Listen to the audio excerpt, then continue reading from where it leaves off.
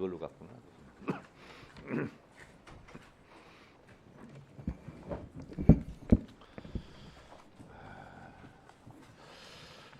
의석을 정돈해 주시기 바랍니다. 성원이 되었으므로 제422회 국회 임시회 제1차 법제사법위원회를 개회하겠습니다. 오늘 회의는 먼저 고위공직자 범죄수사처 설치 및 운영에 관한 법률 일부 개정 법률안 등 39건의 안건을 상정하여 심사하고 긴급 현안 질의를 위한 증인 출석 요구의 건을 심사하도록 하겠습니다. 오늘 오후 2시에 대정부 질문을 위한 본회의가 예정되어 있으므로 회의가 효율적으로 진행될 수 있도록 위원님들께서 협조해 주시기를 당부드립니다. 회의를 진행하기에 앞서 이번 국회 사무처 인사에 따라 우리 위원회에 새로 전보된 직원들을 소개하겠습니다. 김익두 입법조사관입니다. 조효정 입법조사관입니다.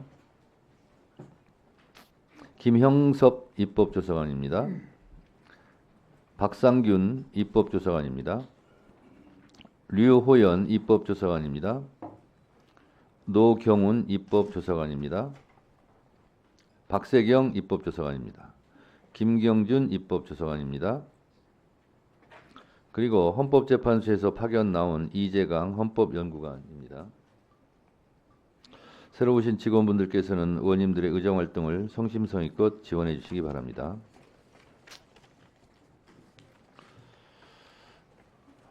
다음은 의사일정을 상정할 순서입니다만 의사일정 제32항 명태균과 관련한 불법 선거 개입 및 국정농단 사건 등의 진상규명을 위한 특별검사의 임명 등에 관한 법률안은 국회법 제59조에서 규정하고 있는 숙려기간 20일을 경과하지 않았으므로 우리 위원회의 의결로 상정하고자 하는데 이 없으십니까?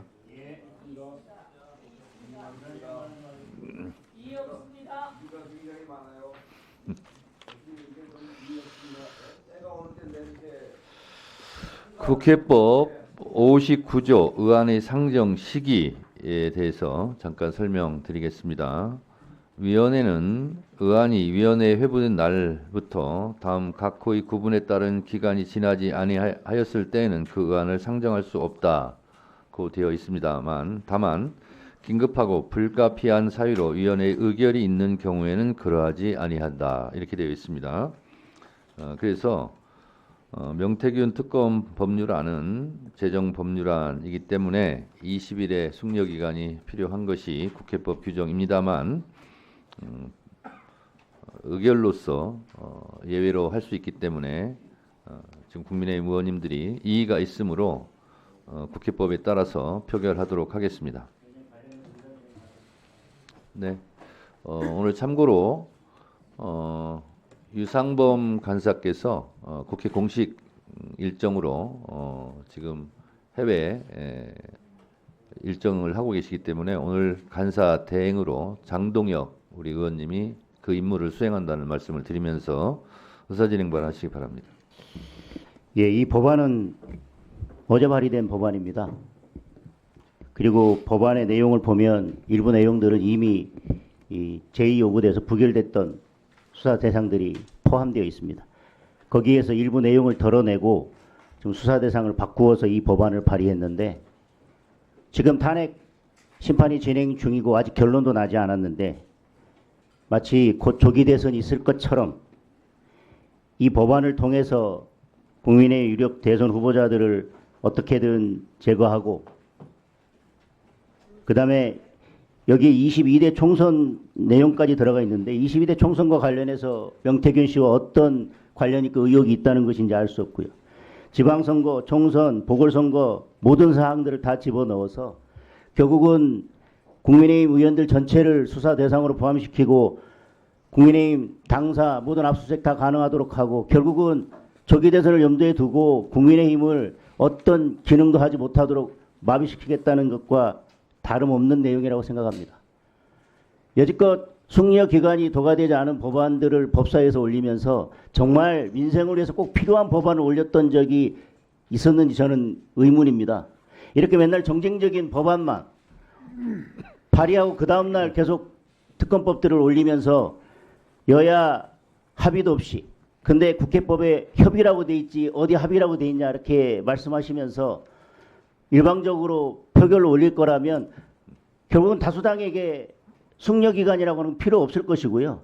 법에 숙려기간을 둔 취지는 전혀 없을 것입니다. 저는 이 법안을 지금 이 시점에 이런 내용으로 어제 발의하고 오늘 올려서 다음 주에 처리하겠다고 하는 것은 이건 이재명 대표가 대선으로 가기 위한 고속도로를 만들기 위해서 할 수 있는 방법은 다 동원해서 어떻게라도 국민의힘 후보들을 수사 대상에 포함시키고 국민의힘이 어떤 역할도 하지 못하도록 하겠다고 하는 그런 의도를 가지고 법안이 발의됐다고 생각합니다. 더더군다나 그런 정쟁적인 법안이라면 여야가 충분히 협의를 거쳐서 안건을 올리든지 숙려 기간이 지난 다음에 올리는 것이 원칙일 것입니다. 그런데 계속해서 특검법만 문제가 되면 발의하고 2, 3일 안에 이렇게 처리하려고 항상 서두르고 있습니다. 위원장님께서 이번 기회에 이런 정쟁적인 법안들이 숙려 기간을 거치지 않고 올라오는 것에 대해서는 안 된다라는 원칙을 확고하게 세워주셨으면 좋겠습니다. 네, 박범계 의원님 좀 이따 의사진행반 하시고요. 우리 장동혁 간사 대행께서 저에게 의사진행 발언을 하셨기 때문에 제가 또 답변을 드리도록 하겠습니다. 말씀대로 조기 대선이 아직 확정된 것이 없다라는 말씀에 동의합니다. 그런데 장동혁 의원님께서 그러면서 또 대선 주자를 죽이려고 하는 거 아니냐 하는 두 가지 말씀을 하셨는데 자체의 모순이라고 생각하고요. 이것은 조기 대선과 대선 주자와 아무 관련이 없다 이렇게 말씀을 드리고요. 또 법사위에서 민생 법안을 뭘 처리했냐 이렇게 항변을 하시는데 법사위나 다른 상임위에서 통과되는 법률안 중에서 민생과 연결이 안 돼 있는 법안이 없습니다. 모든 법안은 다 민생 법안입니다. 민생이란 뜻을 살펴보십시오. 그렇다면 국회 통과시키는 모든 법안은 민생 법안이라 할 것인데 지금 말씀하신 뭐 정쟁적인 법안 말씀하시는 것은 민생 법안이냐 아니냐의 문제가 아니라 여당과 야당이 첨예하게 이해를 달리 하느냐 안 하느냐 하는 걸로 저는 이해를 하도록 하겠습니다. 이 명태균 씨 관련해서 소위 말하는 황금폰에 대한 소재나 그리고 지금까지 명태균 씨가 주로 말했던 내용들이 실제로 많은 파장을 불러일으켰고 또 아직도 그것이 끝나는 것이 아니라 현재 진행 중에 있고 또 전국에 미칠 영향도 많이 있을 거라고 생각합니다. 그런 문제일수록 조기에 매듭 짓는 것이 저는 바람직하다 이런 생각이 좀 들었습니다. 이재명 고속도로 말씀하시는데 이재명 대표가 에너지 고속도로는 얘기를 했지만 이것이 이재명 고속도로가 될 것 같다는 것은 민주당에서 좋아할지는 모르겠지만 위원장으로 봐서는 그것이 이재명 고속도로일지 아닐지는 아무도 모르는 겁니다. 그래서 예단해서 말씀하시는 것은 좀 곤란하다 생각하고 다만 장동혁 의원님께서 말씀하신 대로 숙려 기간을 잘 지켰으면 좋겠다 하는 부분은 나름 일리 있는 의견 주장이라고 생각을 합니다만 그렇지 못한 경우를 대비해서 국회법에서도 이렇게 숙려 기간이 지나지 않고 불가피한 사유가 있을 경우는 위원회 의결로서 속전속결로 처리하라는 국회법의 취지도 있기 때문에 앞으로 될 수 있으면 장동혁 의원님께서 말씀하신 부분이 잘 수용됐으면 좋겠다는 생각을 하면서 오늘 안건은 상정하도록 그렇게 하겠습니다. 박범계 간사님 의사진행 권하세요. 네, 우리 장동혁 간사 대행님의 말씀도 일리가 있습니다. 위원장님 말씀처럼. 그렇지만 숙려 기간 20일이라는 것이 뭐 오로지 그 길만 있는 것이 아니고 긴급한 필요가 있는 경우에는 숙려기간을 지키지 않을 수도 있는 것입니다. 수사가 사라졌습니다. 창원지검의 명태균 게이트 수사가 사라졌습니다. 그것은 내란과 함께 벌어진 일이고 황금폰이 제출됐음에도 불구하고 그것과 관련된 수사가 진행되고 있는지 여부조차도 지금 알려지고 있지 않습니다. 지금 윤석열 내란 피의자에 대한 탄핵 심판이 이제 정점을 향해서 가고 있습니다. 윤석열 피청구인은 야당의 탓을 합니다. 국회의 탓을 합니다. 예산권의 문제, 또 입법권의 문제, 그리고 탄핵 소추권을 시비를 걸고 있습니다. 그것이 마치 이 내란, 즉 비상계엄의 원인인 것처럼 얘기하고 있습니다. 그러나 12월 2일 날 윤석열 대통령으로부터 전화를 받았다는 곽종근 전 특수전사령관의 증언에 따르면 윤석열 대통령이 12월 2일임에도 불구하고, 즉 계엄 하루 전날임에도 불구하고 준비되는 대로 며칠 뒤에 보자. 이 얘기는 12월 3일 날의 비상계엄이 12월 2일까지도 예고되어 있지 않았다, 계획되어 있지 않았다는 얘기입니다. 어제 증인으로 나온 이상민 행안부 장관도 12월 3일 아침 조찬회의가 끝나고 나서 저녁에 용산 대통령실로 와야 될 일이 있을 것이다 하고 나서 부랴 울산에서 김영현 장관으로부터 비화폰 통화를 한 뒤에 서울에 올라와서 대통령실로 향했습니다. 그 원인이 뭡니까? 그것은 명태균 게이트, 명태균 씨가 말하는 황금폰에 쫄아서 비상계엄을 당긴 겁니다.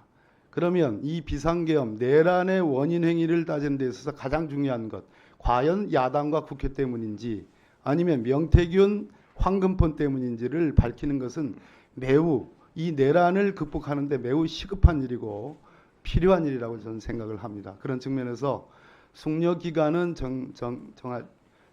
따르지 못했지만 긴급한 필요와 긴급한 사유가 있기 때문에 이 명태균 특검법은 심의가 되고 통과가 돼야 되겠다 하는 말씀을 위원장님께 드립니다. 네, 박봉계 간사님 의사진행 발언 잘 들었고요. 저는 명태균 특검법의 종착역이 어디가 될지는 저는 잘 모르겠습니다. 그것이 내란의 끝과 시작과 어떤 관계가 있는지 지금 아무도 모릅니다.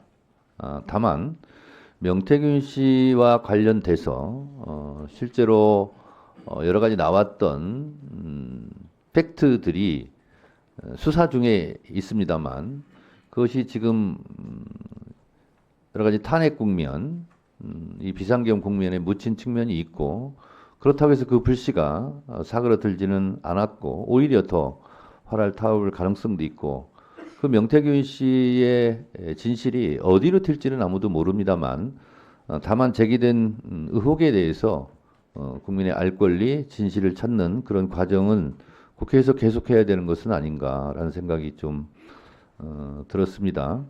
그래서 명태균 씨의 이 진실이 탄핵, 내란, 비상계엄과 어떤 연관성이 있는지는 국민들이 그냥 의심을 하고 있는 건데 과연 어느 정도인지는 모르는 일이고 또 그것과 별개로 실제로 명태균 씨를 둘러싼 여러 가지 의혹들이 해소되는 것은 마땅하다. 그래서 내란, 비상계엄, 탄핵과 별개로 이 문제는 한번 다뤄줘 봐야 되고 그 과정 속에서 그 불길이 연관되어 있다 이렇게 나올 수도 있습니다만 미리 예단하지 않고 이 부분은 이 부분대로 처리를 했으면 좋겠다는 생각이 듭니다. 양쪽의 간사들의 의사진행 발언이 있기 때문에 더 이상 의사진행 발언은 불필요하다고 생각돼서 국회법에 따라 표결하겠습니다. 표결에 앞서서 회의장에 계신 위원님은 모두 재석 위원수에 포함된다는 점을 말씀드립니다. 그리고 방법은 국회법 제112조 및 제71조 단서에 따라 거수 표결로 진행하도록 하겠습니다. 앞으로 충분히 토론할 시간이 있습니다. 그때 하시면 됩니다. 스스로 토론을 거부하지 마시고 좀 이따가 토론회 할 때 다시 들어오도록 하세요. 먼저 찬성하는 위원님은 손을 들어주시기 바랍니다. 내려주십시오. 반대하는 의원님 손을 들어주시기 바랍니다. 내려주십시오.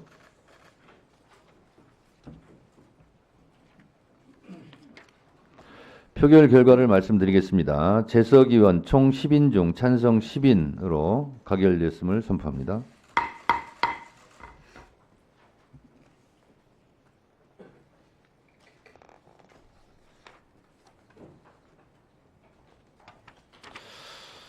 그러면 의사일정 제1항부터 제39항까지 이상 39건의 안건을 일괄하여 상정합니다.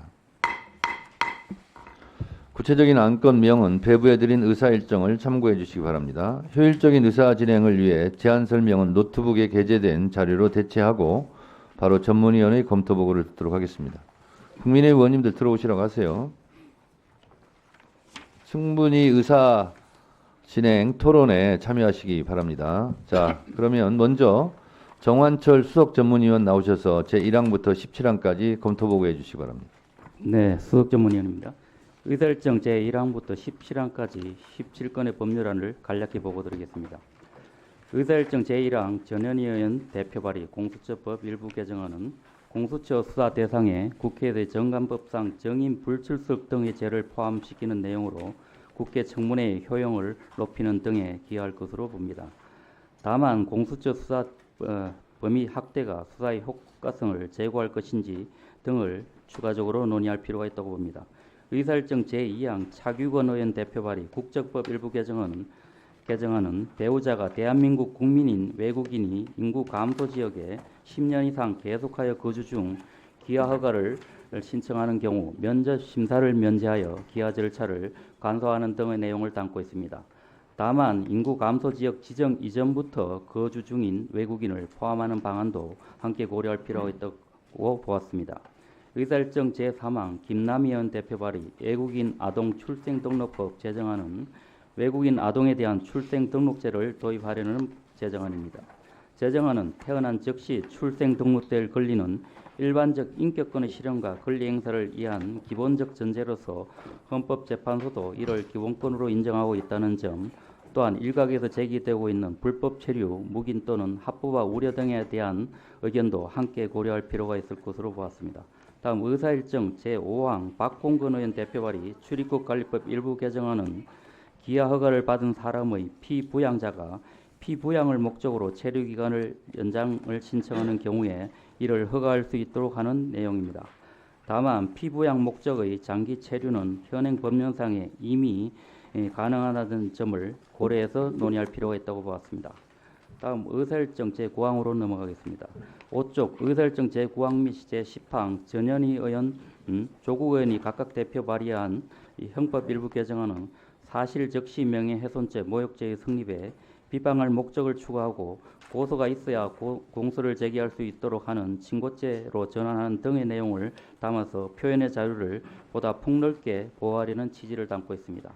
다만 명예훼손 범죄를 친고죄화할 경우에는 피해자가 고소를 주저할 경우 이에 대한 수사 등이 어려워질 수 있는 점 등을 고려해서 논의할 필요가 있다고 보았습니다. 의사일정 제11항 이건태 의원 대표 발의 형사법 일부 개정안은 법관이 피고인과 공범관계에 있는 자에게 유죄를 선고하거나 조사하거나 심리에 관여한 경우에는 당해 피고인 사건에서 판사를 제척시키는 등을 통해서 법관의 공정한 재판을 유도하려는 취지입니다. 다만 개정안에 따를 경우 공범관계에 있는 피고인을 병합하여 재판하는 경우에는 제척 사유에 해당하지 않으나 변론을 분리하여 재판하는 경우에는 제척 사유에 해당하는 경우가 발생하는 등에 대한 논의가 추가적으로 필요할 것으로 보았습니다. 다음 의사일정 제13항 박균택 의원 대표 발의 형사법 일부 개정안은 재정신청권자를 모든 범죄에 대한 고발인까지로 확대하는 등의 내용을 담고 있습니다. 이는 검찰의 불기소 처분에 대한 사법부의 통제를 확대하여 기소 편의주의의 문제점을 보완하려는 입법 취지입니다. 다만 우리의 형사사법 절차가 재판기관과 소추기관을 분리하는 탄핵주의 소송 구조를 취하고 있는 점, 법원의 경우 공소 제기된 사건에 대하여만 심판한다는 불고 분리의 원칙을 기반으로 한다는 점을 감안해서 논의할 필요가 있다고 보았습니다. 다음 의사일정 16항으로 넘어가겠습니다. 의사일정 제16항 장경태 의원 대표 발의 형사법 일부 개정안은 판결서 등의 열람 및 복사를 제한하는 경우에 판결서 등 열람 제한 심의위원회의 심의를 거치도록 하고 위원회 구성 등을 에 필요한 사항을 규정하는 법안입니다. 개정안은 위원회의 심의와 통지 등을 통해 재판 공개의 실질화에 기여하는 부분이 있지만 연간 30만 건 정도인 공판 사건 처리 업무로 인해서 심의가 제대로 이루어지기 어려운 점 등도 있다는 점을 종합적으로 고려할 필요가 있다고 보았습니다. 끝으로 의사일정 제17항 박균택 의원 대표 발의 형사법 일부 개정안은 참고인 조사 시에 인터넷 하상 진술의 근거를 마련하여 참고인이 간단한 조사를 위해서도 직접 수사기관에 출석해야 하는 불편을 제거해야 한다는 취지로 발의된 법안입니다. 다만 시행일 조정 등에 대해서는 추가적으로 논의할 사항이 있다고 보았습니다. 이상 검토보를 마치겠습니다. 네, 수고하셨습니다. 우리 박봉기 간사님, 국민의힘 의원님들한테 의사진행 발언 2분 드릴 테니까 들어오라고 좀 가서 좀 전달해 주시기 바랍니다. 예, 예, 협의를 하시기 바랍니다. 2분 정도 드릴 테니까 오시라고 하세요. 다음으로 김성환 전문위원 나오셔서 제18항부터 32항까지 검토 보고해 주시기 바랍니다. 네, 의사일정 제18항부터 제32항까지 15건의 법률안 및 수사 요구안에 대하여 검토한 내용 중 주요 사항을 중심으로 보고드리겠습니다. 아래쪽입니다. 의사일정 제19항 모경종 의원, 의사일정 제20항 허성무 의원이 각각 대표 발의한 각급 법원의 설치와 관할구역에 관한 법률 일부 개정 법률안은 인천지방법원 북부지원과 차원 가정법원의 설치 시행일을 2025년 3월 1일에서 인천지방법원 북부지원은 2028년 3월 1일로 차원 가정법원은 2029년 3월 1일로 각각 연기하는 내용입니다. 각 신설법원의 청사 신축공사가 총사업비 조정협의 지연 등으로 인해 당초 계획대로 진행되지 못하여 2025년 3월 1일 개원이 현실적으로 불가능한 상황인 점 등을 고려할 때 시행일의 연기는 불가피한 측면이 있다고 보입니다. 다음 6페이지입니다. 의사일정 제25항 송석진 의원이 대표 발의한 보호관찰 등에 관한 법률 일부 개정 법률안은 법 전반에 사용되는 용어인 갱생보호를 법무보호로 변경하고 한국법무보호복지공단이 법무보호 사업의 대상자를 확인하기 위해 관계 중앙행정기관 등의 관련 자료 열람 등 협조 요청을 할 수 있는 근거를 마련하는 등의 내용입니다. 한국법무보호복지공단과 같이 법무보호 업무를 수행하고 있는 민간 법무보호 사업자에게도 법무보호 사업의 대상자 확인을 위하여 관련 자료를 요청할 수 있도록 하는 방안과 함께 비밀 누설 금지 및 위반 시 처벌 규정 명시 등에 대하여 추가적으로 검토할 필요가 있다고 봤습니다. 다음 8페이지입니다. 의사일정 제28항 정부가 제출한 치료감호 등에 관한 법률 일부 개정 법률안은 치료감호 대상 범죄의 아동 청소년의 성보호에 관한 법률을 위반한 범죄 중 장애인인 아동 청소년이나 13세 이상 16세 미만인 아동 청소년에 대한 간음 등의 범죄를 추가하고 피해치료 명령자가 의무적으로 복약검사를 받도록 하는 등의 내용입니다. 이에 대해서는 복약검사 규정을 하위법령으로 구체화할 필요성, 개정 법률을 소급하여 적용할 수 있도록 규정하고 있는 부칙의 적용에 관련 보완 처분의 일종인 치료감호에 대해 소급보 금지의 원칙이 적용되는지 여부 등에 대한 검토가 필요하다고 봤습니다. 다음 페이지입니다. 의사일정 제29항 유상범 의원이 대표 발의한 통신비밀보호법 일부 개정 법률안은 통신 제한 조치를 할 수 있는 대상 범죄에 성폭력 범죄의 처벌 등에 관한 특례법 및 아동 청소년의 성보호에 관한 법률에 규정된 일부 범죄를 추가하는 내용입니다. 딥페이크 기술을 활용한 성범죄물이 인터넷상에 무차별적으로 유포되는 것을 차단하고 범인의 체포 또는 증거 수집 등에 활용하려는 개정안의 취지는 타당한 것으로 보입니다. 다만 통신 제한 조치를 할 수 있는 범죄의 구체적인 범위는 범죄의 중대성, 통신 제한 조치의 효용성, 딥페이크 기술과의 관련성 및 유사한 취지로 발의된 다른 개정안의 내용 등을 종합적으로 검토하여 결정할 필요가 있다고 보았습니다. 이상 검토 보고를 마치겠습니다. 네, 수고하셨습니다. 박봉기 변호사님, 보고해 주세요. 결과를. 협의를 했는데 들어올 듯 말 듯합니다. 네, 들어오시라고 하세요. 예. 본인들이 또 의사 진행 발언 또 안 하셔도 되는데 뭐 하여튼 뭐 원안이 뭐 제가 또 해드릴 테니까 오시라고 우리 예. 몇 탄까지 했지? 예. 다음으로 이은정 전문위원 나오셔서 제33항에 대해 검토 보고해 주시기 바랍니다.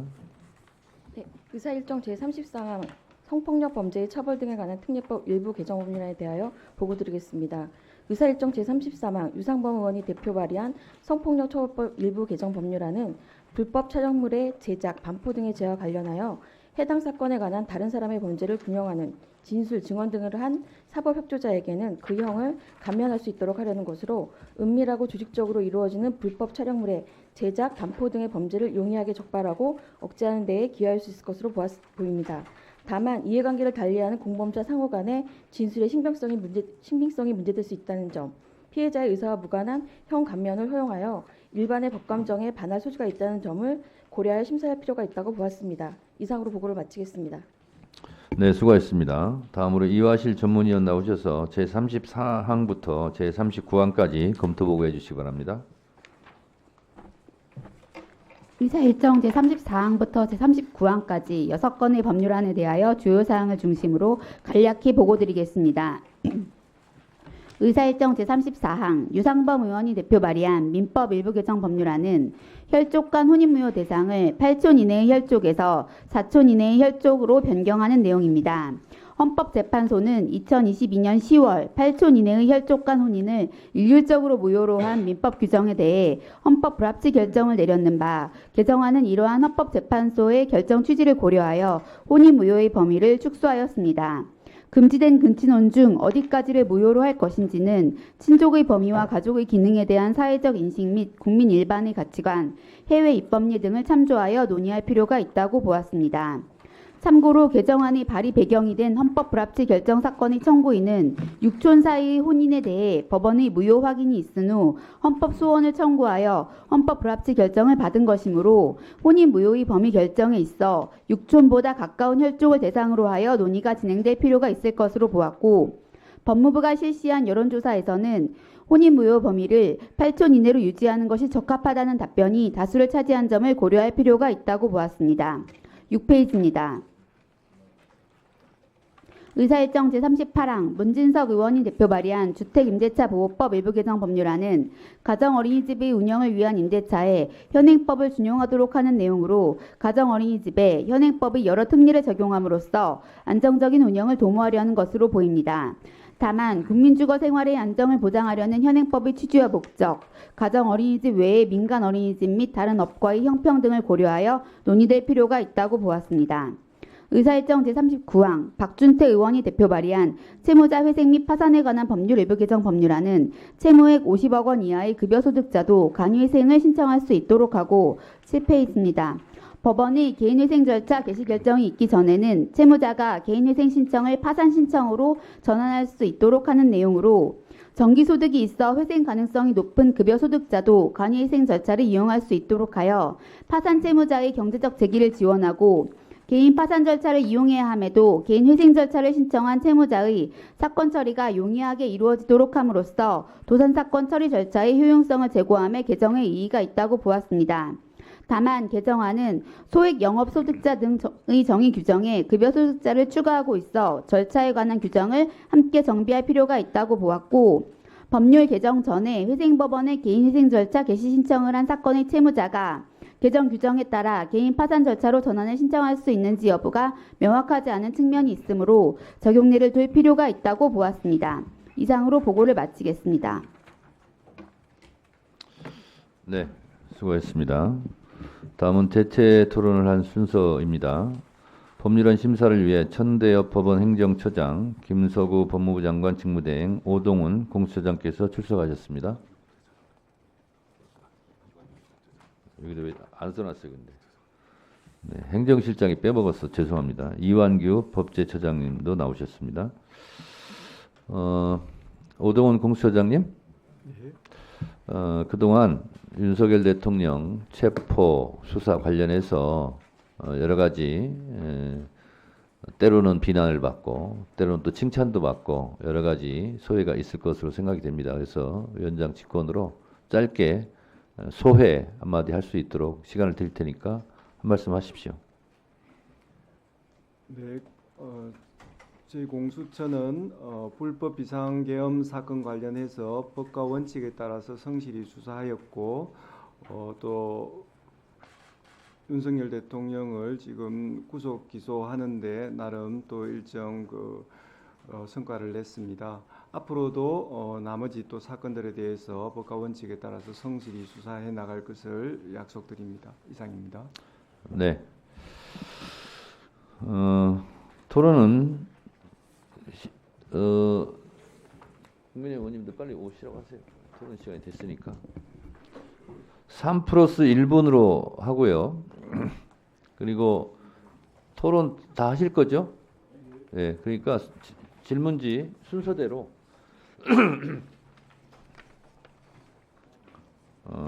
하겠습니다. 국민의힘 의원님들을 제가 배려를 해서 순서지에 늦게 들어오시더라도 국민의힘 의원님들이 토론하실 의향이 있으신 분들 계시면 토론 시간을 보장하도록 하겠습니다. 먼저 서영교 의원님, 네, 토론해 주시기 바랍니다.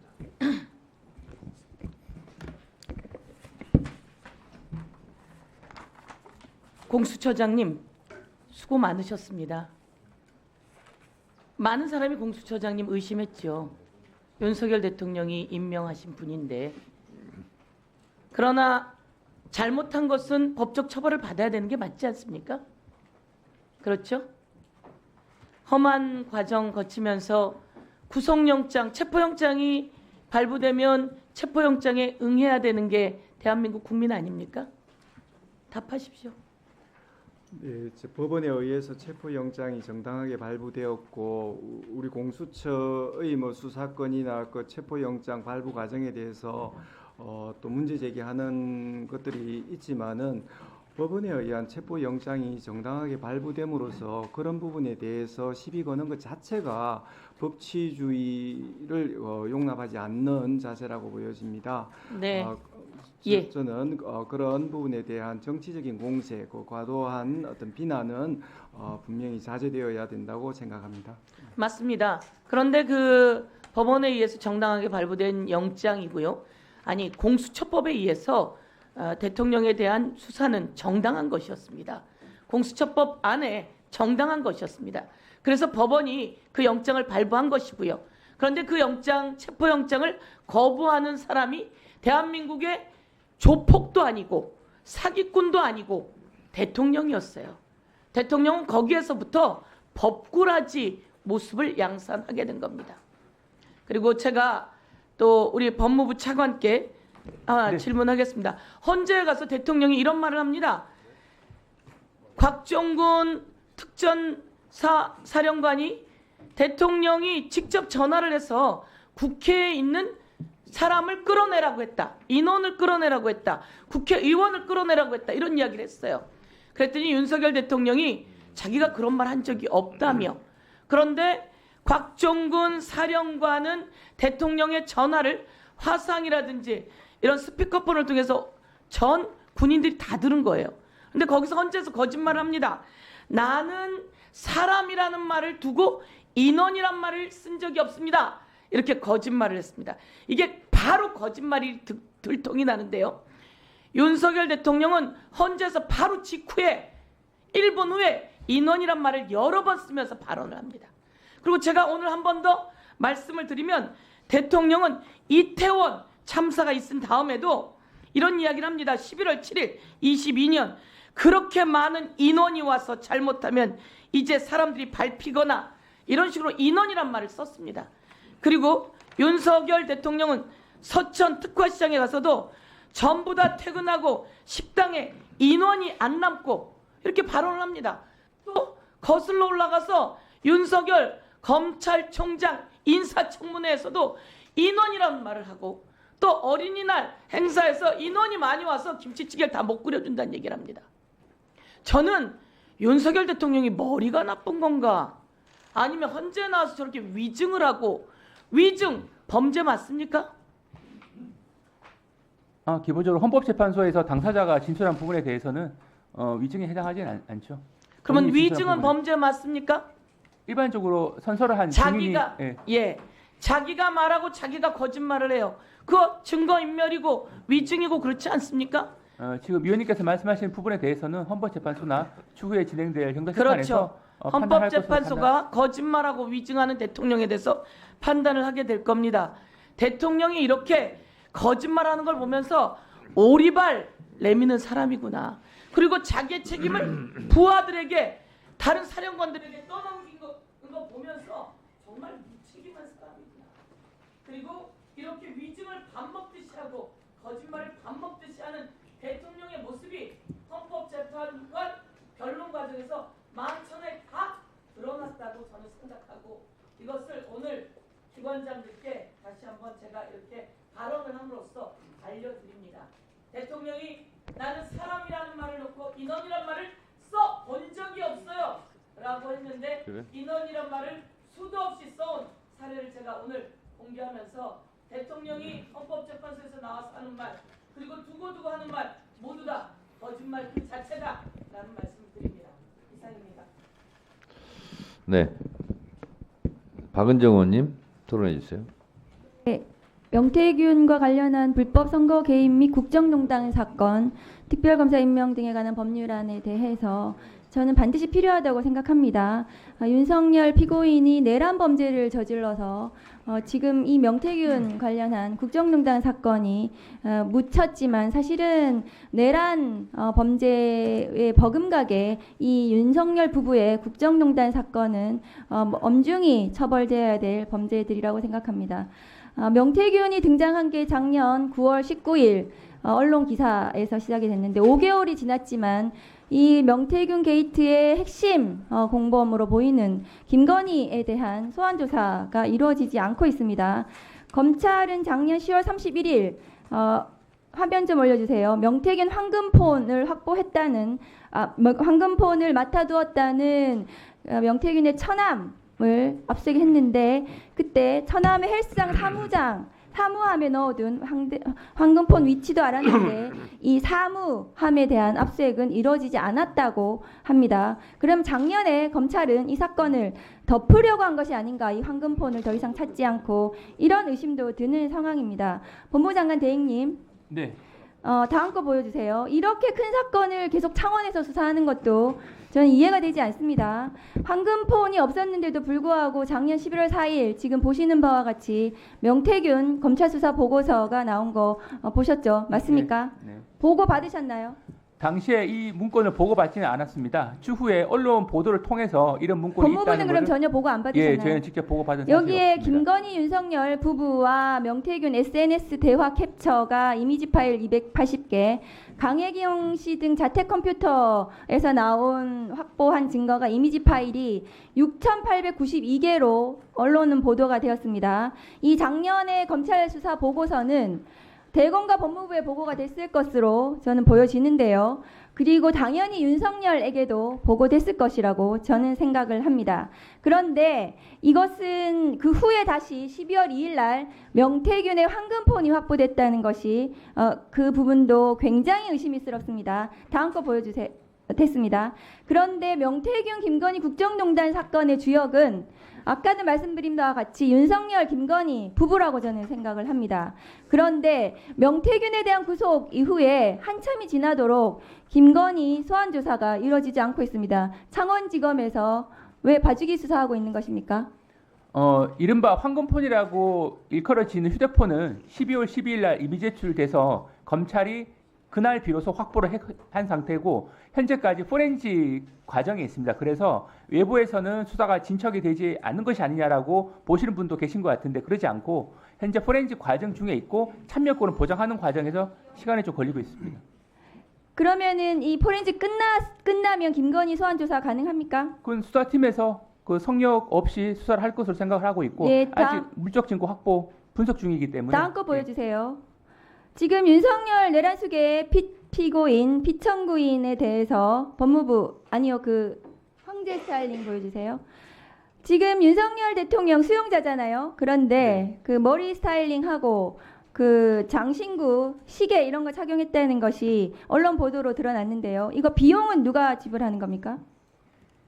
일단 어떤 예산으로 하는 거죠? 저희가 뭐 국가적으로 특별하게 비용을 지원해 준 사실은 없고 아니 그러니까 법무부 교정 당국이나 그럼 경호처에서 대통령실에서 지급하는 건가요 비용을? 지금 그러니까 헤어스타일 같은 경우에는 스타일리스트가 와서 한 부분인데 그 부분은 종전에도 정치인들 같은 경우에는 저희가 이렇게 뭐 이렇게 화면에 등장한다거나 할 때는 기본적으로 정치인 누구요? 이미 복수의 사례가 있습니다. 예.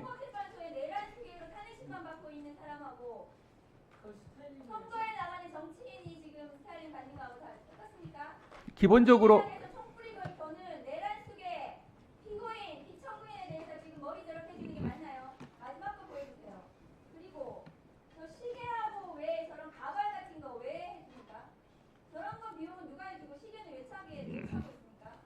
그 부분은 제가 확인할 사항이긴 한데 그 과정에 있어서는 저희가 관련 규정이라든지 철저하게 준수한 것으로 알고 있습니다. 그리고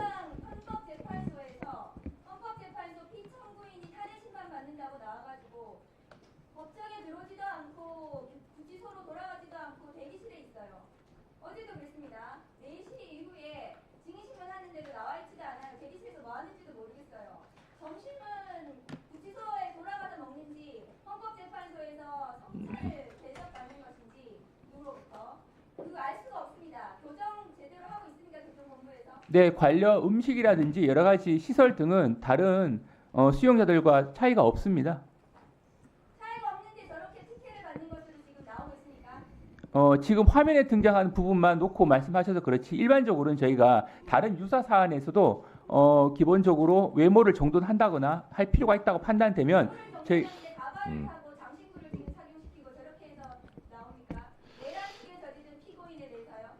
네, 정리해 주시죠. 정리해 주세요. 네, 일단 기본적으로 유사 사례가 있다는 걸 말씀드리고.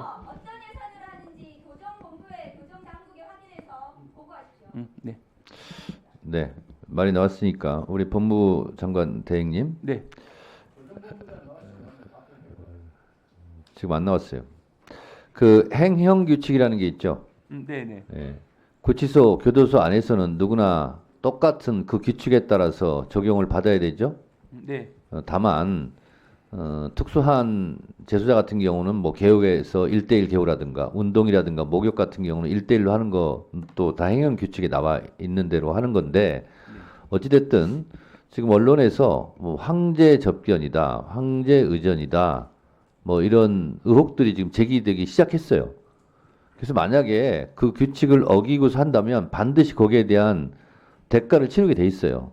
그러니까 지금 언론이나 야당에서 제기하는 이런 문제에 대해서 혹시 그런 대우를 했다면 규칙에 어긋난 대우를 했다면 반드시 그것도 또 책임을 져야 되기 때문에 이 부분은 점검하시고 규칙에 위반되는 일이 없도록 하세요. 네, 한 가지 또 부가적으로 말씀드리면 기본적으로 교정시설에서 이루어지는 개호라는 영역과 대통령에 대한 경호는 좀 차이가 있습니다. 그래서 물론 어떤 경우에는 중첩될 수도 있겠습니다만 엄밀히 말하면 개호가 있다고 해서 경호가 필요성이 전적으로 배제되는 영역은 아닙니다. 그래서 저희가 봤을 때는 개호가 필요한 영역이 있고 경호가 필요한 영역이 있는데 양자를 조화하는 과정에서 심도 있게 저희가 관련 규정 준수하기 위해서 노력하고 있다는 말씀을 드리고 그러니까요. 현직 대통령 신분으로 구금된 경우가 없었잖아요. 그래서 구치소 교도소 안에서의 개호와 현직 대통령 신분을 유지하고 있기 때문에 받아야 될 경호와 이 경계선이 애매모호한 거 아닙니까? 그렇잖아요? 근데 상식적으로 판단했을 때 구치소 안에 있을 때는 경호할 방법이 있습니까? 원칙적으로는 개호 영역을 통해서 상당 부분의 경호의 필요성이 해소될 수는 있겠습니다만 그렇죠. 그렇다 하더라도 경호가 근데 필요한 구치소 영역이 있습니다. 밖에는 현직 대통령이기 때문에 또 경호가 필요해 보여요. 그래서 이 구분을 정확하게 해야 되고 이것이 혼재된 상태로 가면 안 된다는 거예요. 그렇지 않습니까? 그래서 그거를 만약에 그런 것이 지금 첫 사례이기 때문에 마련되지 않았다면 마련해서 그거를 적용하는 것이 맞지 않을까요? 네, 또 기본적으로 중구난방으로 하는 것이 아니라 제 법무부 그리고 교정본부 입장은 개호와 경호의 양자의 필요성은 분명히 존재하기 때문에 다만 우려하는 바를 고려해서 그 예. 부분을 다음번 법사위 회의 때까지 보고해 주세요. 네. 어떻게 할 건지. 자, 그 다음은 부분은 이제 경호 김기표 차원에서 의원님, 아닙니다. 네, 질의해 주세요. 토론해 주세요. 네, 경기도 부천시의원 김기표입니다. 법무부 장관 대행님, 네. 그 정계선 조한창 헌법재판관님들 지금 그 임명이 됐는데 그게 최상목 권한대행이 되자마자 임명을 했는데요. 네. 알고 계시죠? 네. 그거는 그 임명은 적법합니까? 뭐 그 부분은 뭐 헌법재판소에서 현재까지 남아 있는 공석 한 분에 대한 그 부분에 대한 이제 판단과도 아니 관련되어 제가 있긴 한데 묻는 것은 예. 정계선 조한창 헌법재판관 임명한 최상목 권한대행의 행위가 적법하냐고요. 네, 일단 그 부분은 권한 대행의 판단 하에 이루어진 것으로 알고 있습니다. 적법하죠? 적법한지를 묻지 않습니까? 네, 제가? 네, 이런 적법한 것으로 생각하고 적법하죠. 이유는 뭔가요? 적법한 이유가 뭘까요?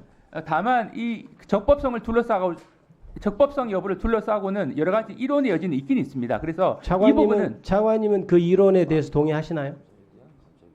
아니 기본적으로 헌법재판소에서 마은혁 후보자에 대한 아니요, 제가 묻는 것은 정계선 조한창 재판관을 묻고 있잖아요. 네네. 그 이론에 대해서 동의하시나요? 그 부분은 현재 어떤 결론이 맞다라고 단정 지을 수는 없습니다만 기본적으로 두 가지 견해가 있습니다. 그러니까 첫 번째 견해는 기본적으로 할 수 있다는 견해고 또 있고 또 한 가지 견해는 그 기본적으로 그 입법, 사법, 행정부가 3명씩 임명하는 거는 행정부 수반으로서 하는 것이지만 입법부와 대법원장이 지명하는 사람을 임명하는 거는 국가 원수로 지위에서 하는 거기 때문에 안 된다는 견해를 피력하고 있는 분도 계시는 것으로 알고 있습니다. 차관님은 거기서 어디 견해신가요? 근데 그 부분은 제가 이 자리에서 말씀드릴 사항은 아닌 것 같고 그러면 헌법재판소에서 결정할 것으로 아까 알고 이런 있습니다. 적법하다고 한 답변은 그러면 취소하시는 건가요? 아니 그것은 아니고 이런 적법한 것으로 그렇게 그럼 차관님 적법하다고 보시네요. 아주 개인적인 의견을 말씀드렸던 건 아닙니다. 아니 적법한 거예요, 안 한 거예요? 지금 적법한 것을 전제로 헌법재판소의 심리가 이루어지고 있으니까 그렇게 말씀드렸던 겁니다. 차관님이 아까 적법하다는 것을 취소하지 않으신다면 적법하다는 의견으로 제가 알고 있겠습니다. 그럼 마은혁 헌법재판관 후보자 임명을 보류한 것 이것은 적법합니까? 그 부분에 대해서는 앞에서 말씀드린 바대로 행정부가 독자적으로 지명할 수 있는 3명 외에 입법부와 대법원이 그 대법원장이 지명하는 총 6명에 대해서 대통령 임명하는 행위 자체는 행정부의 수반으로서의 지위가 아니고 국가 원수의 지위로서 한다는 거죠. 그렇기 때문에 달리 봐야 된다는 견해도 있는 것으로 알고 있어서 그것이 한 가지 쟁점이 되고 있고 또 한 가지가 과연 이제 그동안 우리 그 헌정 역사상으로 그 국회 선출 몫을 어떤 식으로 정하는 것이 맞는지에 대한 여러 가지 이론이 있는 것으로 시간이 알고 굉장히 있습니다. 짧아서 제가 간단하게 좀 묻겠습니다.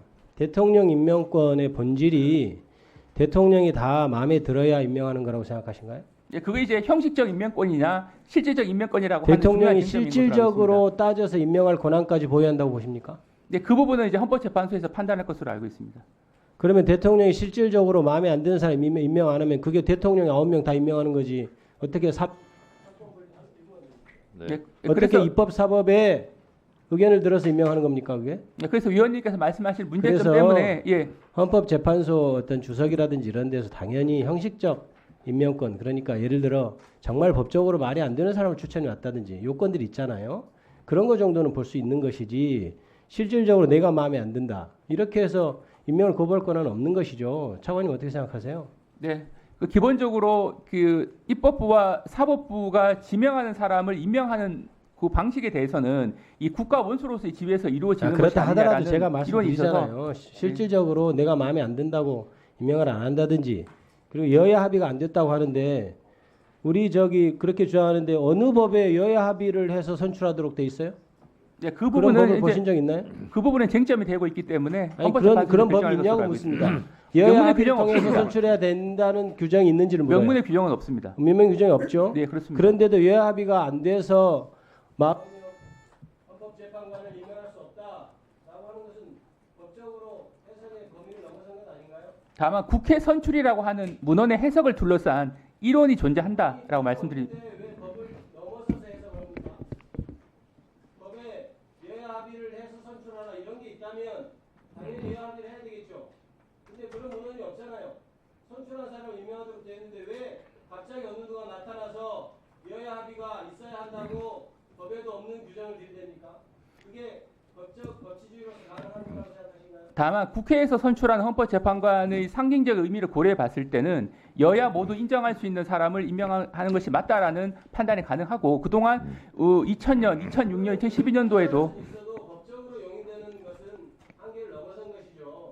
그 부분은 헌법재판소에서 판단할 것으로 알고 있습니다. 그 헌법재판소에서 답변할 사안인지도 모르겠는데 어쨌든 법무차관님 있잖아요. 네. 법 처벌 조항이 없는데 신종 범죄가 발생했어요. 처벌할 수 있습니까? 없습니까? 없죠. 그거하고 좀 사안이 좀 아니 다를 것 없잖아요. 같습니다. 일단 네네네. 그게 죄형 법정주의죠.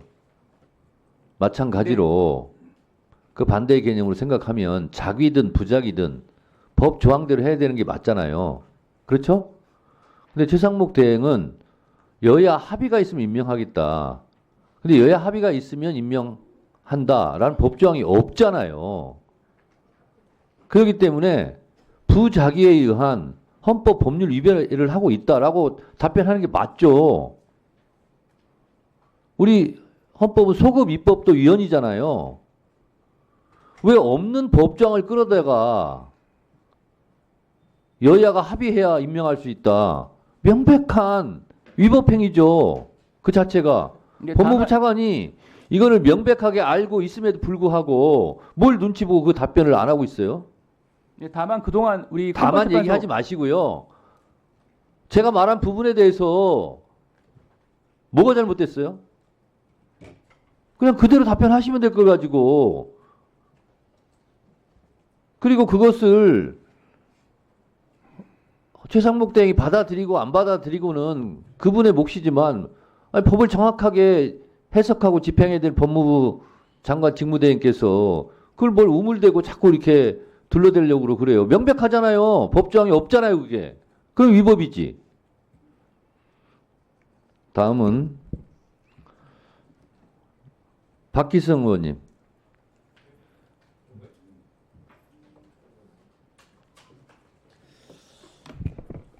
남원장 수임실장 국회의원 박희승입니다. 먼저 법원 행정처장님께 좀 묻겠습니다. 서부법원 침탈 사태로 이제 많은 구속영장이 청구됐고 지금 기소가 됐죠. 예. 예. 지금 어떻습니까? 지금 서부 법원 지금 피해 회복 상황은 어떻습니까? 뭐 기소된 건 재판을 통해서 해결하겠지만. 네네. 재판 절차라든지 뭐 일단 두 가지 물적 시설 측면에서는 잘 아시는 바와 같이 그날 상당한 피해를 입어서 계속해서 복구 작업을 하고 있습니다. 그리고 무엇보다 더 큰 부분이 지난번에도 말씀드린 바와 같이 그로 인한 법원 구성원들의 심리적인 어떤 트라우마 이런 부분들 그런 부분들이 혹시나 재판이나 또 이제 사업 민원 서비스 제공함에 있어서 어떤 문제점이 없을지 그래서 저희들이 이제 심리 상담 치료 프로그램도 계속 작동을 하고 있습니다. 그렇지만 모두가 이제 법치주의를 그 서부 법원에서 구현하겠다는 그런 일념으로 정상적인 재판 그리고 정상적인 사법 서비스 제공이 이루어지고 있는 것으로 알고 저희들도 행정처에서도 최선의 지원을 다하고 있는 상황입니다. 지금 그 법원 외벽 부서지고 이런 것들이 지금 아직 그 자재가 확보가 안 돼서 아직 수리가 안 되고 있다고 들었는데 어떻습니까? 예, 그런 어려움이 있지만 저희들이 최대한 인적, 물적 그리고 이제 자금적인 지원을 하고 있는 상황입니다. 지금 뭐 여당 의원들이 지금 출석을 안 하셨지만 그 지난번에도 여당 의원 중에서도 법원 경찰대 창설에 대해서 물으신 분도 있었고 저도 질문을 했었는데 향후에 이제 이러한 어떤 법원이 그동안 이제 베일에 쌓여 있고 사실은 뭐 자체적으로 우리 이제 법정 위주로 이렇게 방어 개념이 있었는데 이제 법원의 속사정이 이제 다 드러났기 때문에 이제는 법원을 공격하는 사람들이 더 늘어날 수도 있을 것 같습니다. 그래서 향후에 지금 법원 직원들이라든지 법원 시설을 보호하기 위한 경찰대 설치 이런 거에 대한 지금 논의가 어떻게 되고 있는지 궁금합니다. 말씀 좀. 예, 저희들은 이번 일이 시작이 아니라 마지막이기를 정말로 바라고 있고 그래서 그런 고민을 할 필요가 없는 그런 세상이 오기를 바라고 있습니다. 그렇지만 그럼에도 불구하고 우리가 이제 그와 같은 만발의 조치를 취해야 된다라는 위원님의 지적에 대해서는 전적으로 공감하고 종합적인 대책을 지금 준비 중에 있습니다. 예, 그래서 어쨌든 특히 또 법관들이 이제 낮에도 근무하지만 당직 쓰신 분들은 밤에도 영장 업무를 하지 않습니까? 예. 특히 또 영장 관련된 경우에는 인신 구속이 관여되기 때문에 굉장히 그 당사자라든지 또 가해하려는 사람이 있을 수가 있는데 그런 부분에 대한 예. 어떤 개호조 예. 보호하는 조치라든지 이런 것들도 꼭 필요하다고 보입니다. 그렇게 하도록 준비하겠습니다. 예, 예. 예, 감사합니다. 네, 수고하셨습니다. 다음은 김영민 의원님. 네, 남양주병 김영민입니다. 법무부 차관님. 네. 네, 12월 10일 날 명태균 씨의 황금폰이 압수가 됐어요. 알고 계시죠? 네, 네. 근데 그 이후로 황금폰과 관련된 수사가 거의 진행이 안 되는 것 같습니다. 지금 디지털 포렌식에서 분석 중에 있고. 분석 중이에요? 예. 자, 지금 창원지검에 파견됐던 검사들이 상당수가 복귀했다는 얘기가 들리는데 복귀한 거 맞습니까? 아닙니다. 그 상당 부분은 계속 남아 있어서 파견 네. 연장을 통해서 계속 수사를 하고 있습니다. 네, 몇 명이 파견됐고 몇 명이 복귀했는지 체크해서 따로 예, 보고 한번 가십시오. 예, 그렇게 하겠습니다. 네. 그 내란 특검법에 대해서 그 저기 최상목 권한대행에게 제의 요구해야 됩니다라고 건의했어요, 안 했어요? 그 부분은 이 정부 국무위원 등을 비롯해서 답변 빨리 하십시오. 예, 여러 위원님들 의견을 모아서 종합적으로 결론 내린 것으로 아니 말씀드릴 법무부 수 있습니다. 차관이 건의했냐고요? 구체적으로 제가 어떤 건의를 내용으로 건의했다라는 거는 말씀드린 거는 맞지 않는 것 같습니다. 왜 얘기를 못 합니까? 건의 안 했다는 얘기네요. 그렇게 이해하겠습니다. 건의했으면 건의했다고 하지 왜 얘기를 못해? 그 전에는 건의했다고 다 얘기해놓고 왜 이번에만 건의했다고 얘기를 못 합니까? 아니, 건의 안 했으니까 그런 거죠? 아닙니다. 기본적으로 자, 문제점에 그리고 대해서는 다 말씀을 드렸고 건의 안 했잖아요. 그런데 제의하라고 맞죠? 아닙니다. 그렇진 않고 그럼 건의했습니까? 문제점에 대해서는 제의 지적을 요구 했습니다. 하셔야 됩니다라고 건의했어요. 그러면 문제점에 대한 지적을 했고 제의 요구 결정 자체는 제가 결정 네. 단독으로 할 수 있는 건 아니기 때문에 네. 여러 PPT 의사를 모아서 보여주시죠. 한 것으로. 그 부분은 더 확인해 보겠습니다. 함부로 거짓말하시면 안 됩니다. 자, PPT 보여주세요. 마은혁 헌법재판관 미임명에 대해서 지금 권한쟁의 심판 중이잖아요. 맞습니까? 네. 근데 최상목 권한쟁이 이런 얘기를 해요. 위헌 결정이 나오더라도 곧바로 임명하지 않고 법무부와 법제처와 추가 검토를 하겠다. 법무부가 이거 추가 검토할 권한이 있나요? 뭐 기본적으로 추가 검토할 겁니까? 요구 오면?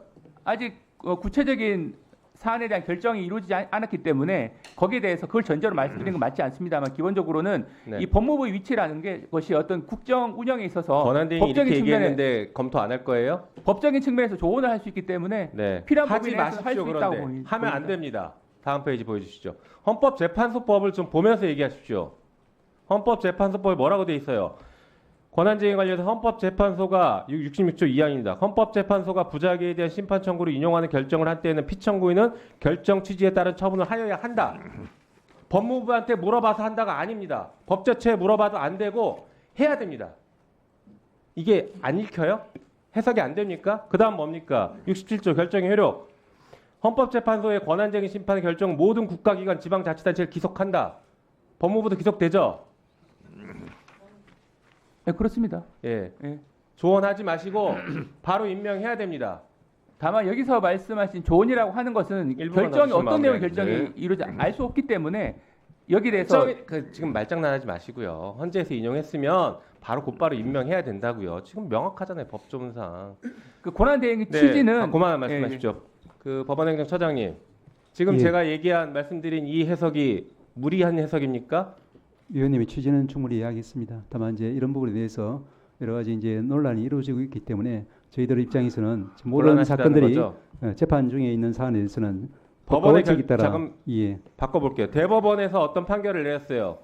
그 대법원의 판결을 국가기관이 따라야 됩니까? 따르지 말아야 됩니까? 따라야 됩니다. 당연하죠. 헌법재판소가 결정하면 따라야 됩니까? 따르지 말아야 됩니까? 따르는 것이 필요하다라고 헌재 측에서 입장을 밝힌 것으로 알고 있습니다. 네. 법원행정처도 따라야 된다는 입장을 밝힌 것으로 이해하겠습니다. 법무차관, 네. 지금 이런 거 가지고 말장난하시면서 국민들을 혼란스럽게 하면 안 되고요. 이런 부분은 명확하게 정부 입장을 얘기해야 됩니다. 따라야 합니다. 이렇게 답변을 하셔야죠. 말씀해 보시죠. 따라야 합니까? 헌재 결정이라든지 법원 판단에 대해서는 당연하게 존중을 해야 되죠. 다만 지금 어떤 결정이 나오는지 알 수 없는 상황에서 어떤 결정이 나올 걸 전제로 해서 말씀하시니까 거기에 대해서는 단정하게 말씀 못 드린다는 겁니다. 인용 결정이 나오면 따라야 됩니까? 말아야 됩니까? 원칙적으로 말씀드리면 헌재 결정은 존중해야 됩니다. 예.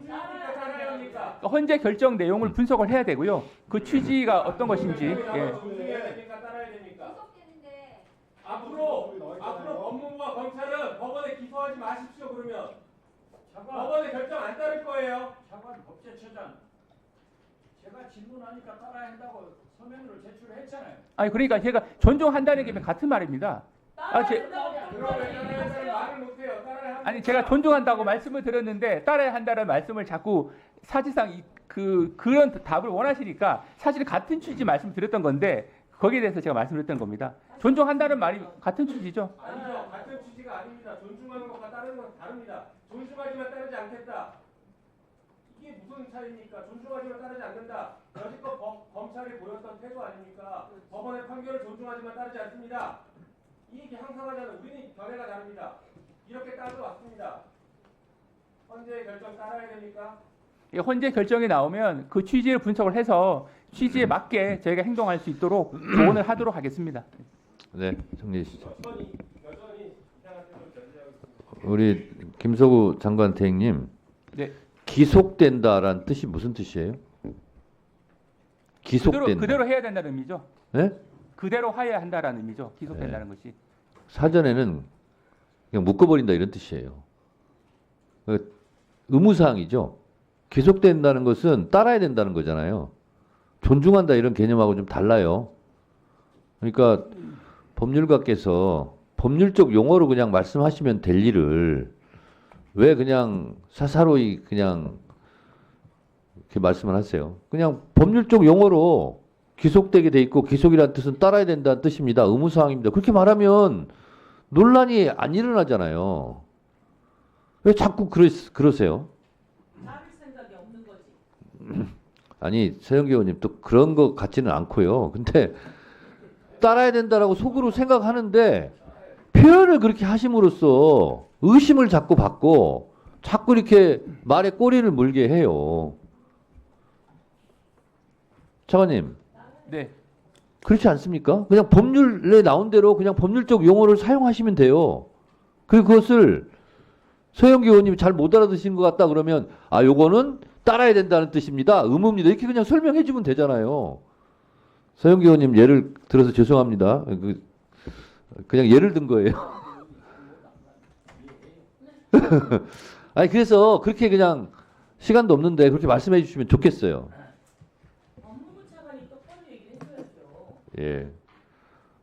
아니 법률가인 박균택 의원님이 못 알아들을 수도 있어요. 순간 혼란스러워서. 그리고 그때 딱 설명해 주면 되는 거잖아요.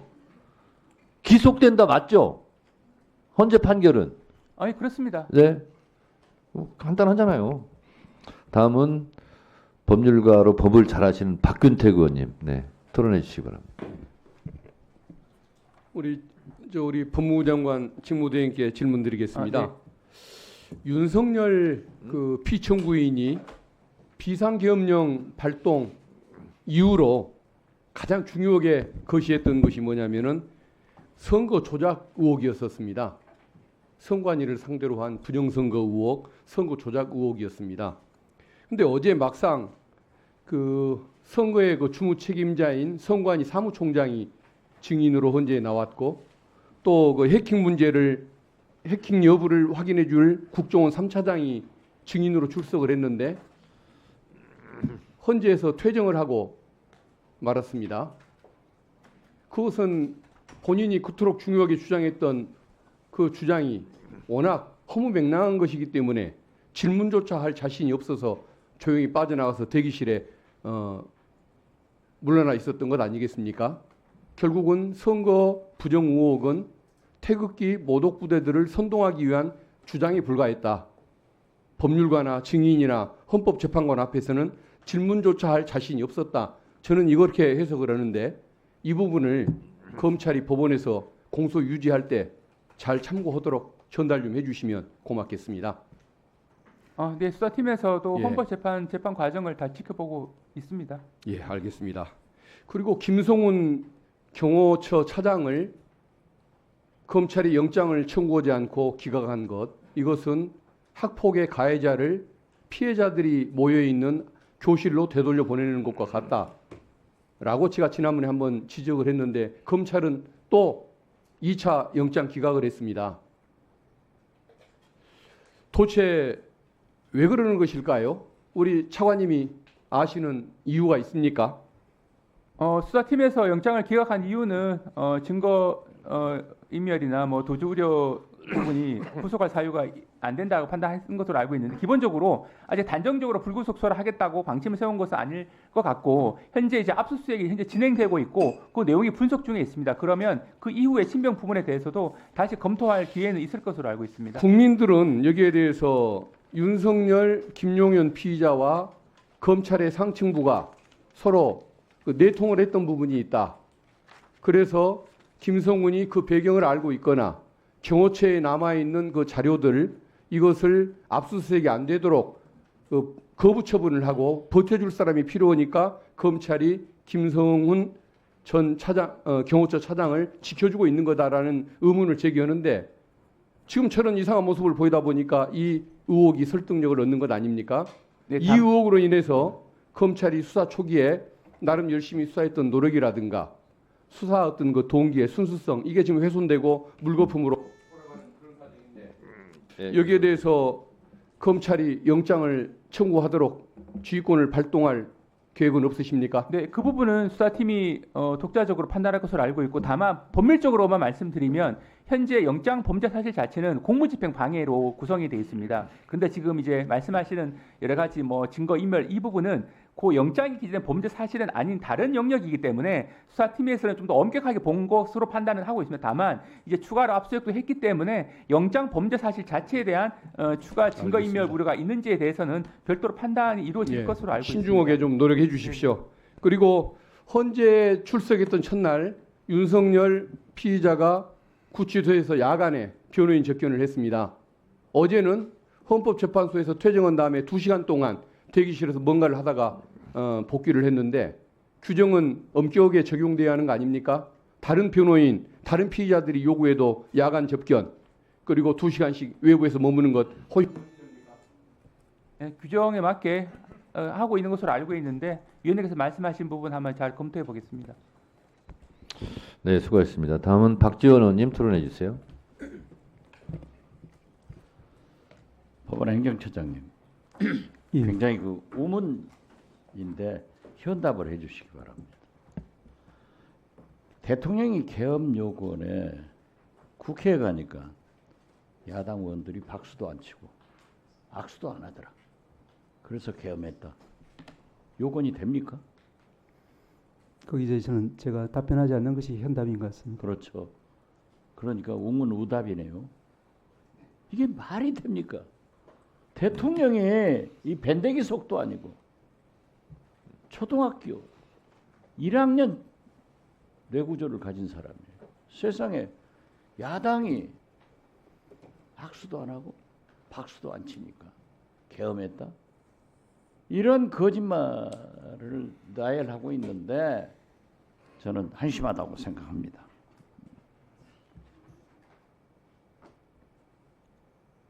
법무차관. 네.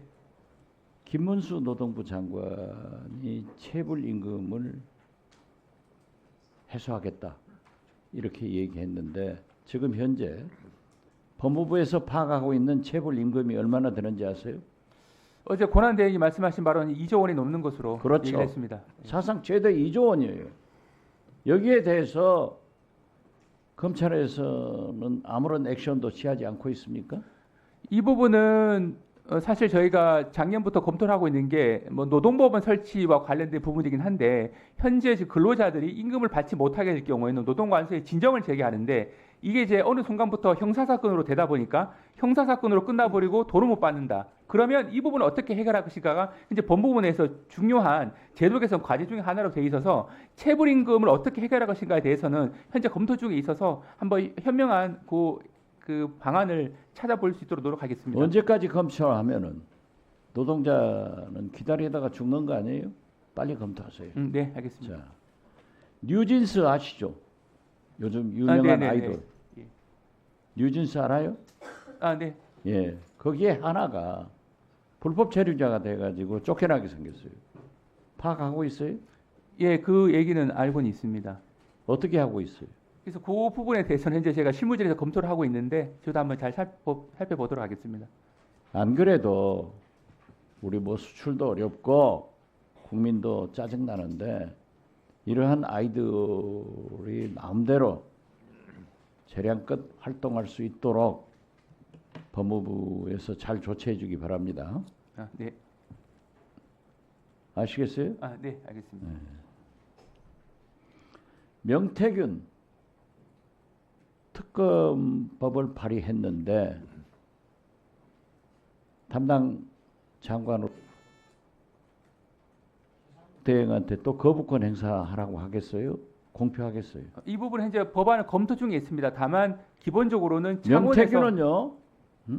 제가 만나본 뉴스타파의 봉지욱 기자, 주진우 라이브의 주진우 기자는 그분들이 다 가지고 있어요. PC 포렌식 한 것, 황금폰 내용을 다 가지고 있는데 명태균 씨 스스로가 뭐라고 하냐? 집권 여당의 대통령 후보들은 자기가 빗자리로 다 쓸어버리겠다. 그리고 자기 옆방에 1호로 구속될 사람이 오세훈 시장이다. 이런 얘기를 하고 있어요. 그리고 윤석열 대통령과 김건희 여사의 선거 개입 문제가 적나라하게 나오고 있어요. 그래서 제가 주진우 기자, 봉지욱 기자를 만났어요. 그런데 그 내용을 들었는데 왜 그런 보도를 하지 않느냐라고 했더니 지금은 윤석열 타임이다. 국민들이 혼란스러우니까 곧 한다. 과연 언론에 의해서 이러한 것이 밝혀지는 게 좋아요? 특검 수사로 밝혀지는 게 좋아요? 밝혀져야 될 것 아니에요? 그렇잖아요? 네, 그래서 현재 창원지검에서 그 부분에 대해서 수사를 하고 있는 상황입니다. 창원지검에서 검사 11명이 해도 지금 진전이 없어요. 눈치만 보고 있단 말이에요. 간보기만 한단 말이에요. 그러니까 제가 늘 한 게 정치는 생물이고 검찰은 괴물이다. 지금 괴물로를 하고 있는 거야. 윤석열이 돌아오면 안 하겠다. 이게 말이 되냐?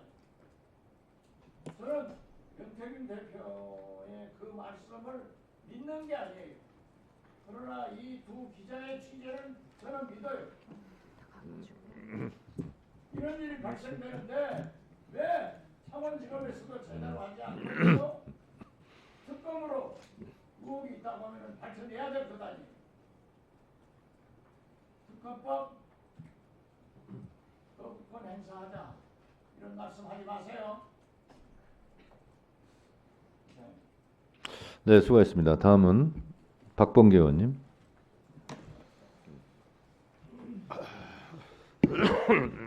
잠깐만. 예. 네, 우리 차관대행님, 차관대행이 아니구나. 장관. 아, 네. 그 뉴스타파가 보도했던 그 창원지검 네. 명태균 그 수사 보고서를 받아보지 못했다고 그랬죠. 네, 그렇습니다. 네, 네. 내용은 조금 알고 있었죠. 내용은 뉴스타파 보도 이후에 비로소 알게 됐습니다. 구체적인 내용은. 네. 그래요. 네. 그 당시 대행 아니었어요? 뉴스타파 보도가 될 때 작년 11월 달에 어땠습니까? 11월 4일 날 그때는 수사보고서- 예, 차관이었죠? 그렇습니다. 예, 예.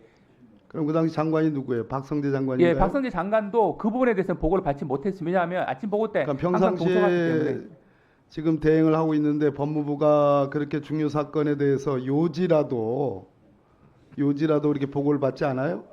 대략적인 요지에 대한 보고를 받습니다만. 근데 왜 그것만은 예외예요? 11월 4일자 수사 보고서 내용 그것만이 자체에 왜 요거 너무 말을 빨리 하지 좀 마세요 좀. 내가 헷갈려요.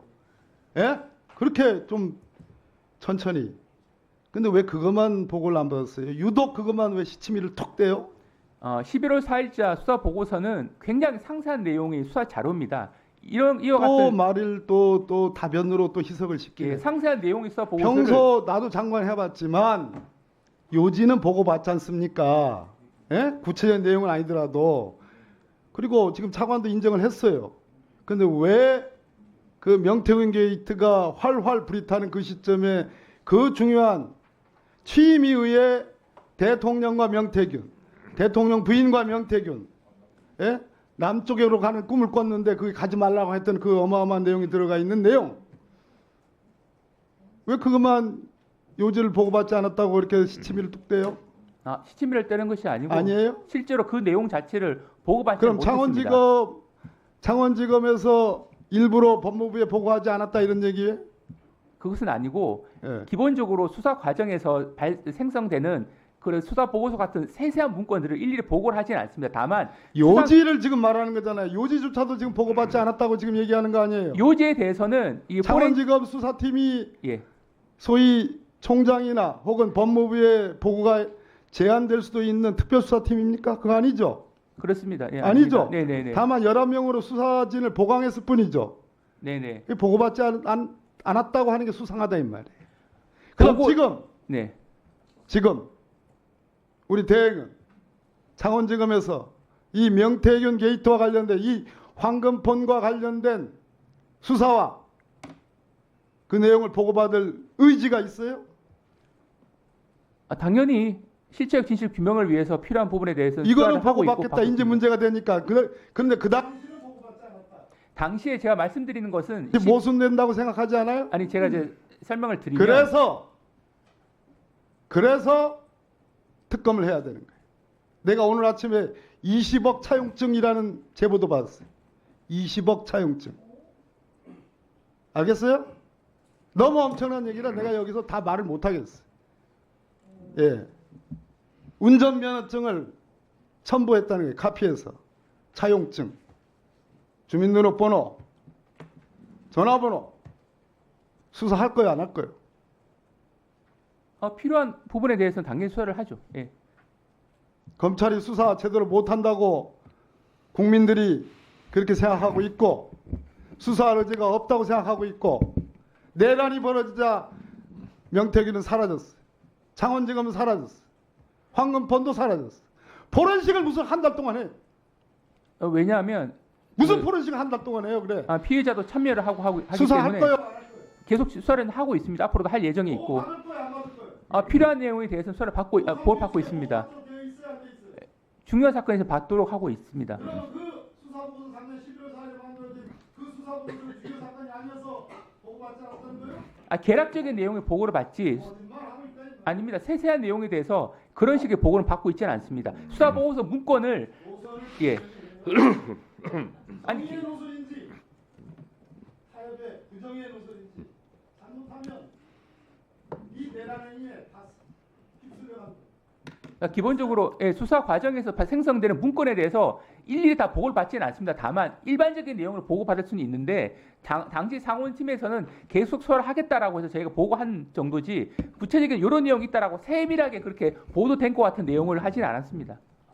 네.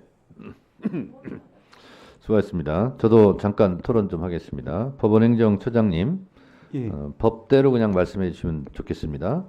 헌법재판소법 제67조 1항 헌법재판소의 권한쟁의 심판 인용 결정은 모든 국가기관과 지방자치단체에 기속한다 이렇게 돼 있습니다.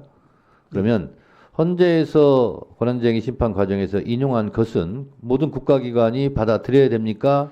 안 받아들여도 됩니까? 기속이라는 것이 법적으로 따를 의무가 있다라고 판단하기 때문에 따르는 것이 맞다고 생각합니다. 네, 기속 행위라는 것이 재량 행위의 반대말인 건 알고 계시죠? 예.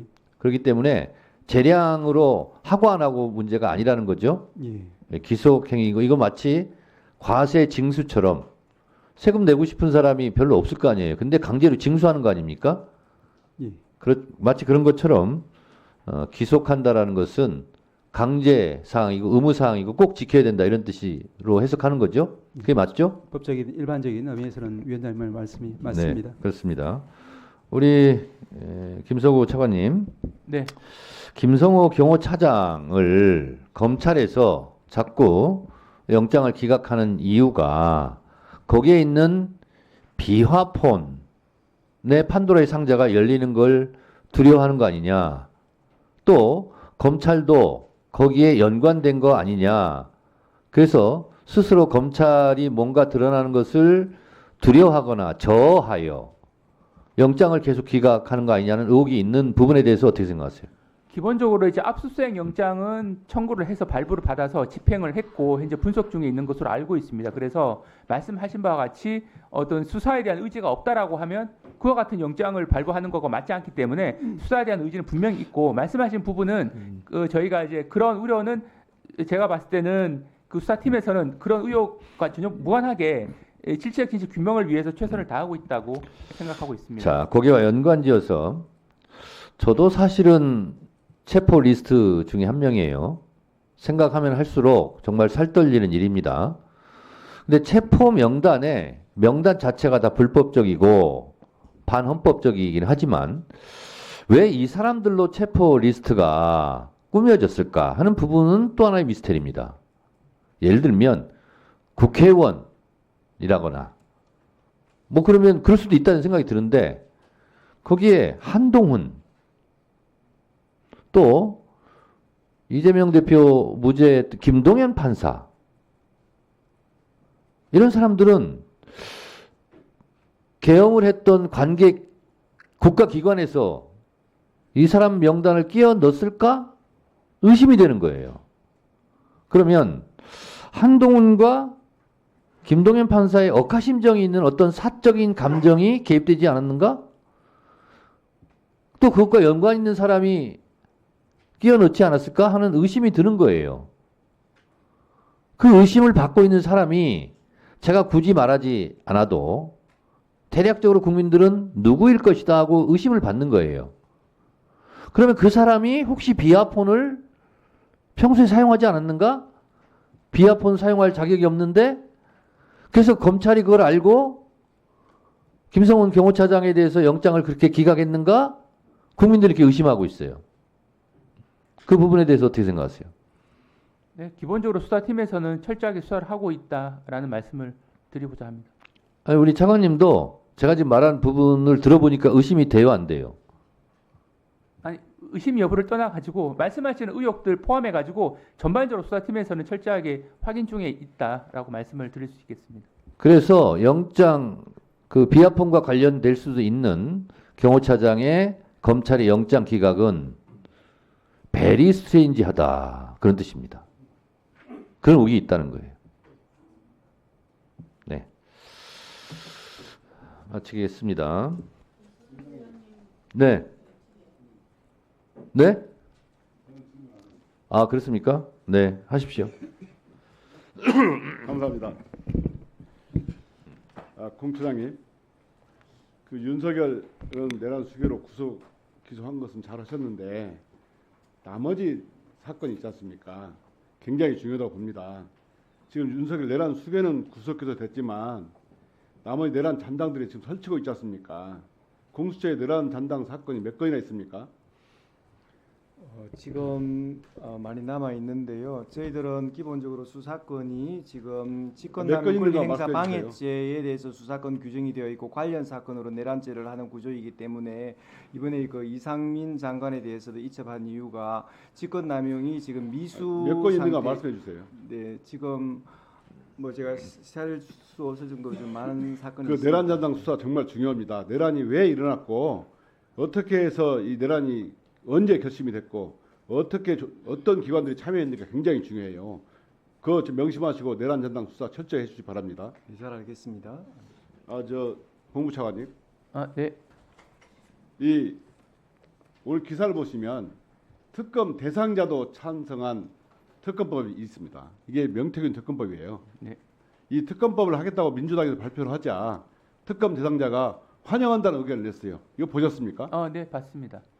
차관님, 저 특검 대상자가 특검을 환영한 경우를 봤습니까? 뭐 일반적이진 않죠. 그렇죠. 그 이유가 뭐라고 생각하십니까? 네, 현재 뭐 명태균 피고인 측의 심리 상태에 대해서 제가 뭐 말씀드릴 사항은 아닌 것 같고요. 다만 현재 수사팀이 수사를 하고 있는 사항이고 지금 명태균 피고인 측은 마치 본인의 이른바 황금폰으로 인해서 비상기업이 선포됐다라는 주장을 지금 하고 있는 과정에서 어떻게 보면 본인의 이런 진술을 통해서 수사팀 자체를 지금 교체한다고 볼 수 있는 부분이라서 저희로서는 저희가- 좀 신중하게 저희가 접근해야 될 것 같습니다. 11월 4일 보고서도 많이 나왔지만 저희 명태균 진상 게이트 조사단에서도 검찰의 고발을 몇 번 했냐면 3번 했습니다. 그뿐만 아니고요. 대검을 찾아가 가지고 대검 차장을 면담하면서 이거 철저히 수사하라 했습니다. 너 김성훈을 왜 영장을 기각했냐 물어봤어요. 그랬더니 뭐라고 하냐면 3, 4년 후에 검증받을 거 생각하고 하겠다는 거예요. 지금 국민들은 내란이 어떻게 다시 재발할까 걱정하고 있는데 차장은 한가롭게 4년을 얘기하는 거예요. 이거는 검찰이 지금까지 특검을 할 수 있도록 만들어준 겁니다.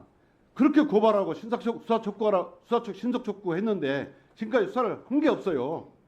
이러니까 검찰이 내란 공범이라는 비판을 받는 겁니다. 아까 비하폰 여기 나왔지만 검찰이 총장이나 차관이 피의자하고 대화할 이유가 없어요. 1분만 더 주십시오. 당연히 수사팀한테 주어서 수사팀장이 전화하면 되는 겁니다. 근데 왜 차장이 설득을 위해서 통화했다고요? 이건 말도 안 되는 얘기입니다. 국민들은 이번 내란 사태에서 검찰 공화국이잖아요. 윤석열 검찰이잖아요. 분명히 계엄이 선포된 후에 검찰이 큰 역할을 할 것이 예정되어 있었다. 그래서 국민들은 법무부 장관도 윤석열로부터 쪽지를 받았을 것이다. 문건을 업무에 가압에 관한 쪽지를 받았을 것 이런 의혹을 갖고 있어요. 끊임없이 검찰이 이렇게 김성훈 영장 기각하고 명태균 사건 수사 제대로 안 함으로써 인해서 국민들이 검찰을 내란의 공범으로 계속 의심하는 겁니다. 정말 그런 의혹을 받지 않으려면 명태균 사건 철저히 수사하시고요. 김성훈 경호차장 반드시 영장 청구해서 법원의 판단을 받게 해야 됩니다. 그래야 검찰이 오명을 씻습니다. 다시 김건희 검찰로 돌아가 버렸어요. 장관님 명심하십시오. 네, 어제 창원지검장도 기자 간담회 통해서 이달 중에 중간 수사 결과를 발표하겠다고 말한 적이 있는데 아마 그 내용을 보시더라도 수사팀이 그동안 상당하게 수사를 진행했다라는 걸 아마 아실 수 있을 것 같습니다. 한번 기다려 보시면 수사팀이 그동안 했던 내용을 아시게 될 것 같습니다. 네. 네, 수고하셨습니다. 더 이상 토론하실 위원님이 안 계시면 대체 토론을 종결하고 소위원회에 회부하도록 하겠습니다. 그러면 의사일정 제1항부터 제39항까지 이상 39건의 안건은 보다 심도 있는 심사를 위해 법안심사 제1소위원회로 회부하고자 하는데 이의 없으십니까? 이의가 없으시므로 가결됐음을 선포합니다. 박범계 법안심사 제1소위원장님과 소위원님들께서는 수고해 주시기 바랍니다. 다음으로 의사일정 제40항 명태균 게이트 관련 긴급 현안 질의를 위한 증인 출석 요구의 건을 상정합니다. 이 안건은 2월 19일에 하고자 하는 명태균 게이트 관련 긴급 현안 질의를 위해 필요한 증인들에 대하여 국회법 제129조에 따라 출석을 요구하고자 하는 것입니다. 자세한 증인 명단은 배부해드린 유인물을 참고해 주시기 바랍니다. 이 안건에 대해서 의견 있으신 위원님 계십니까? 없습니까? 없으시면 더 이상 토론하실 의원님이 안 계시면 의결하도록 하겠습니다. 그러면 의사일정 제40항 명태균 게이트 관련 긴급 현안 질의를 위한 증인 출석 요구의 건을 의결하고자 하는데 이의 없으십니까? 이의가 없으시므로 가결됐음을 선포합니다.